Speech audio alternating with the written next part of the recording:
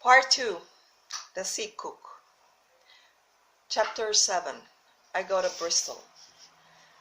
It was longer than the squire imagined. Ere we were ready for the sea, and none of our first plans, not even Dr. Livesey's, of keeping me beside him, could be carried out as we intended. The doctor had to go to London for a physician to take charge of his practice. The squire was hired to work at Bristol, and I lived on at the Hall under the charge of an old Redruth, the gamekeeper, almost a prisoner, but full of sea dreams and most charming anticipations of strange islands and adventures. I brooded by the hour together over the map, all the details of which I well remember. Sitting by the fire in the housekeeper's room, I approached that island in my fancy, from every possible direction. I explored every acre of its surface.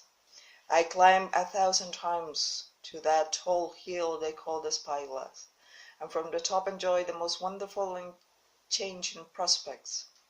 Sometimes the isle was thick with savages and with whom we fought, sometimes full of dangerous animals that hunted us. But in all my fancies nothing occurred to me so strange and tragic as our actual adventures.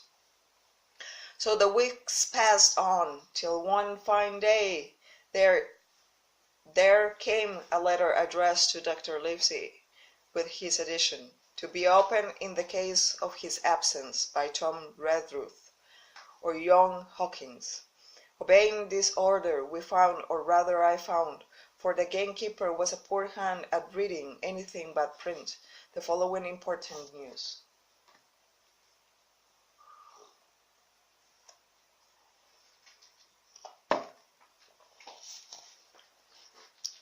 All anchor in Bristol, March 1st, 17. Dear Livesey, I do not know whether you are at the Hall or still in London. I send this in double to both places. The ship is bought and fitted. She lies at anchor, ready for sea. You never imagine a sweeter schooner. A child might sail her, 200 tons. Name Hispaniola. I got her through my old friend Blandley, who was proved himself throughout the most surprising trump. The admirable fellow literally slaved in my interest, and so, I might say, did everyone in Bristol, as soon as they got wind of the port we sailed for, treasure, I mean. Redruth, said I, interrupting the letter, Dr. Livesey will not like that. The squire has been talking, after all. Well, who's better right? Growled the gamekeeper. A pretty rum go if the squire aimed to talk for Dr. Livesey, I shouldn't think. At that I gave out all attempt at commentary, and I read straight on.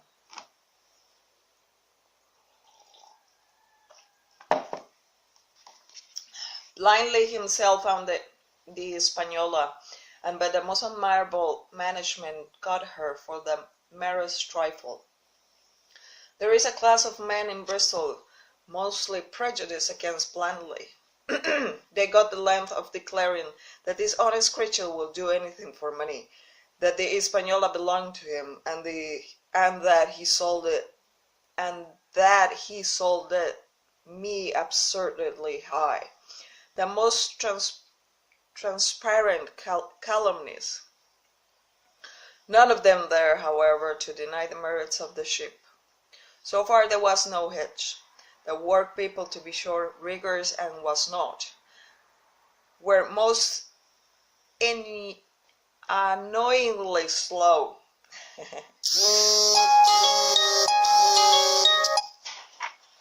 Sorry about that.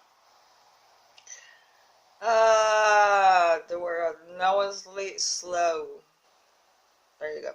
But the time cured that. It was the crew that troubled me. I wish a round score of men, in case of native buccaneers or the odious French, and I had the worry of the deuce itself to find so much as half-dozen, till the most remarkable stroke of fortune brought me the very man that I require. I was standing on the dock when, by my merest accident, I fell in talk with him. I found he was an old sailor, kept a public house, knew all the seafaring men in Bristol, had lost his health ashore, and wanted a good berth as cook to get to sea again. He had hobbled down there that morning, he said, to get a smell of the salt. I was monstrously touched, so will you have been, and out of pure pity I engaged him on the spot to be ship's cook. Long John Silver, he is called, and has lost a leg, but that I regarded as recommendation, since he lost it in his country's service under the immortal Hawke. He was no pension, Livesey. He has no pensions, Livesey. Imagine the abominable age we live in. Well, sir, I thought I had only found a cook, but it was a crew I had discovered. Between Silver and myself we got together in a few days a company of the toughest old salts imaginable. Not pretty to look at, but fellows by their faces of the most indomitable spirit. I declare we could fight a frigate. Long John even got rid of 2 of the 6 or 7 I had already engaged. He showed me in a moment that they were just short of fresh water. Swaps we had to fear in an adventure of importance. I am in the most magnificent health and spirits, eating like a bull, sleeping like a tree, yet I shall not enjoy a moment till I hear my old tarpaulins trumping around the capstan. Seaward ho! Hang the trysail! It's the glory of the sea that has turned my head. So now, Livesey. Compose. Do not lose an hour, if you respect me. Let young Hawkins go at once to see his mother, with Redruth for a guard, and then both come full speed to Bristol. John Trelawney. Postscript. I did not tell you that Blantley, who, by the way, is to send a consort after us if we don't turn up by the end of August, had found an admirable fellow for sailing master, a stiff man, which I regret, but in all other respects a treasure. Long John Silver unearthed a very competent man for a mate, a man named Arrow. I have a boatswain who pipes, Livesey. So things shall go man o' war fashion on board the good ship Española. I forgot to tell you that Silver is a man of substance. I know of my own knowledge that he has banker's account, which has never been overdrawn.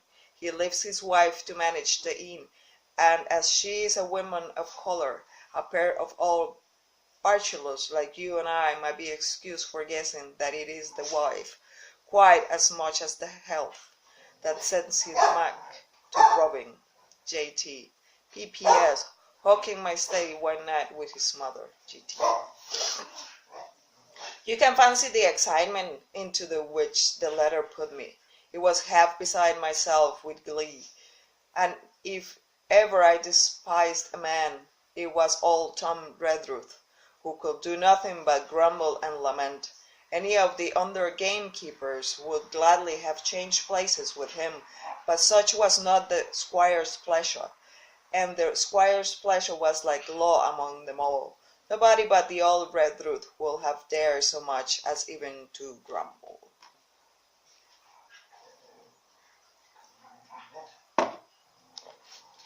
The next morning he and I set out on foot for the Admiral Benbow, and there I found my mother in good health and spirits. The captain, who had so long been a cause of so much discomfort, was gone where the wicked cease from troubling.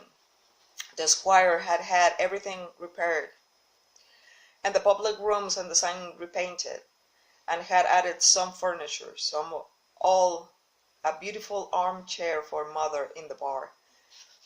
He had found her a boy as an apprentice also, so that she will not want help when I was gone. It was on seeing that boy that I understood for the first time my situation. It was seeing that boy that I understood for the first time my situation. I had thought up to that moment that the adventures before me not at all of the home that I was leaving, and now at sight of this clumsy stranger who was to stay here in my place beside my mother, I had my first attack of tears.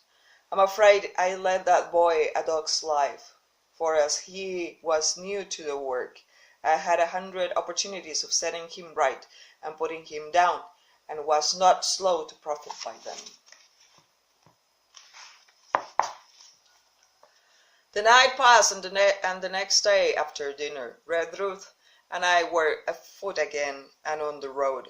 I said goodbye to mother and the cove where I had lived since I was born, and the dear old Admiral Benbow, since he was repainted, no longer quite so dear. One of my last thoughts was of the captain, who had so often strode along the beach with his cocked hat, his sabre-cut cheek, and his old brass telescope.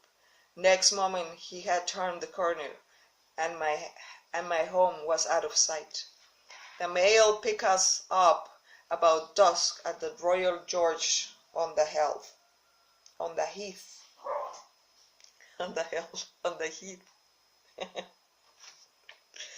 I was wedged in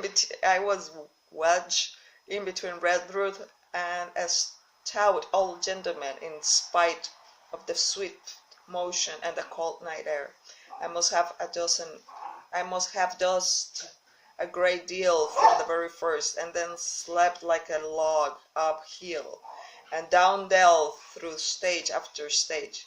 For when I was awakened at last, it was by punch in the ribs, and I opened my eyes and found that we were standing still before a large building in a city street, and that the day had already broken a long time.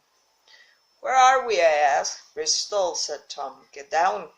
Mr. Trelawney had taken up his residence at an inn far down the docks to superintend the work upon the schooner.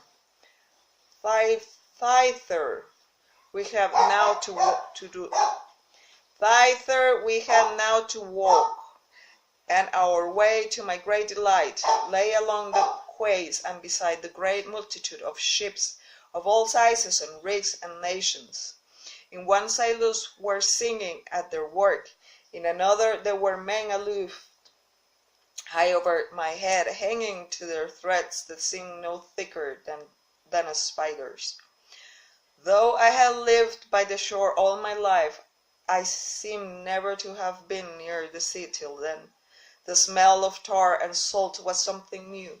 I saw the most wonderful figureheads that had all been far over the ocean. I saw besides many old sailors with rings in their ears, and whiskers curled in ringlets, and tarry pigtails, and their swaggering, clumsy sea walk. And if I had seen as many kings or archbishops, I could not have been more delighted. And I was going to see myself, to sea as a schooner, with a peeping boatswain, and pigtailed singing seamen, to sea found for an unknown island, and to seek for buried treasures. While I was still in this delightful dream, we came suddenly in front of a large inn met Squire Trelawney, all dressed out like a sea officer, in stout blue clothes, coming out of the door with a smile on his face and a capital imitation of a sailor's walk. "Here you are," he cried, and the doctor came last from London. "Bravo! The ship's company complete." "Oh, sir," cried out, "when do we sail?" "Sail," said he. "We sail tomorrow."